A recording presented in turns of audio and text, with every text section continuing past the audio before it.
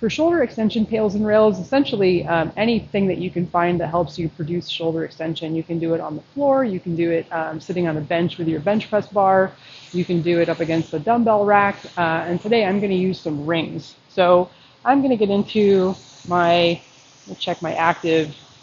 So my active shoulder extension is probably slightly above this.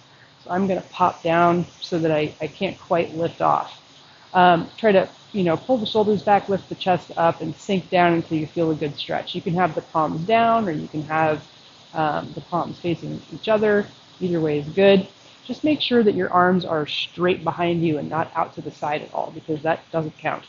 So for mobility, you're going to hold this stretch for 1 minute, and then to do a PAILs contraction, you're going to generate full body tension, start to increase, ramping up tension, pushing down, basically resisting the stretch or contracting the lengthened tissue. And then hold a max effort isometric for 10 seconds, then gradually back off. And for rails, you're going to try to pull yourself deeper into the stretch by trying to lift the arms up off of the rings, also pulling them together. And hold that for 10 seconds.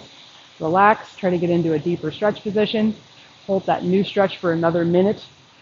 If you're just doing this for a mobility superset, you're going to get into the position, get comfortable for about 10 seconds, and then just do the PAILs contraction, which is that pushing down or resisting the stretch. Hold that for 10 seconds, somewhere between a 7 to a max effort on that.